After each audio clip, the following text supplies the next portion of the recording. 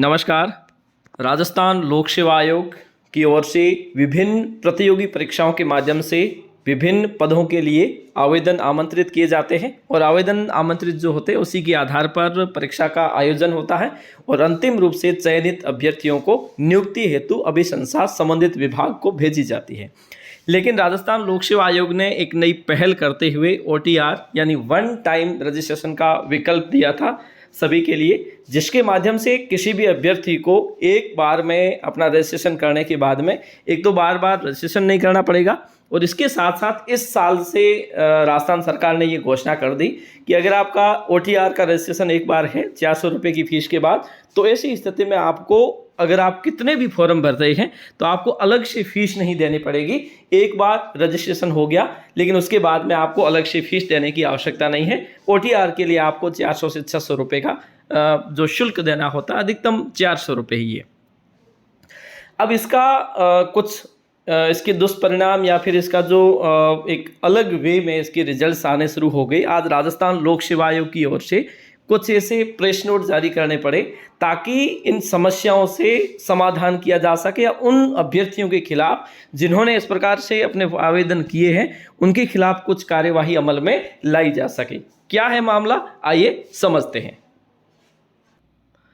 तो ये press note है राजस्थान लोक सेवा आयोग अजमेर का और इसमें लिखा है कि सहायक आचार्य यानी कॉलेज शिक्षा विभाग परीक्षा 2023 के आवेदकों के आवेदन पत्रों की जांच के दौरान यह तथ्य आयोग के संज्ञान में आया कि कुल 2,01,136 आवेदक हुए, जिनमें से 297 आवेदक ऐसे हैं जो 4 या 4 से अधिक विषयों में आवेदन किया है। यहाँ तक तो ठीक है। उसके बाद में इतना ही नहीं, 54 यानी 54 आवेदक तो ऐसे हैं जिन्होंने 5 से अधिक विषयों में स्वयं को अधिस्नातक बताते हुए आवेदन किया है। यहाँ तक भी ठीक है।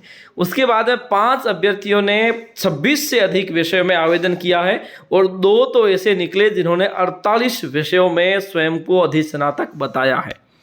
समस्त 48 विषयों में आवेदन करने वाले अभ्यर्थियों से उनके द्वारा आवेदन पत्र में दिए गए मोबाइल नंबर पर सचिव राजस्थान लोक सेवा आयोग अजमेर द्वारा वार्ता करने पर ज्ञात हुआ कि पोस्ट ग्रेजुएट योग्यता के संबंध में उनके द्वारा अंकित किए गए तथ्य पूर्णतः भ्रामक और असत्य हैं।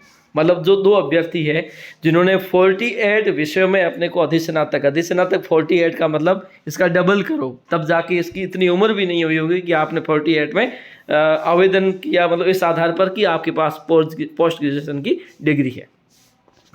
इस प्रकार के असत्य आवेदनों के कारण परीक्षा आयोजन में गंभीर बाधा उत्पन्न होकर परीक्षा तिथि निर्धारण में विलंब होता है। आयोग ऐसे समस्त अभ्यर्थियों को प्रथम दृष्टया संदिग्ध मानते हुए उनके विरुद्ध विधि सम्मत कार्यवाही कर रहा है। मतलब ये है कि RPSC के द्वारा हमें जो फॉर्म भरवाए जाते हैं उसमें एक चीज़ लास्ट में हमसे घोषणा करवाई जाती है कि जो भी तथ्य हम दे रहे हैं वो पूर्णतः सही है और अगर किसी प्रकार का इसमें विवाद होता है या गलत पाए जाते हैं तो हमारे खिलाफ कार्यवाही अमल में ली जा सकती है। तो इसी प्रकार से RPSC ने यह संज्ञान लिया है। इससे क्या होता है कि दरअसल 48 विषयों के अगर आप आवेदन एक ही व्यक्ति कर रहा है, 48 विषयों में पोस्ट ग्रेजुएट है, तो उसको मौका तो देना पड़ेगा।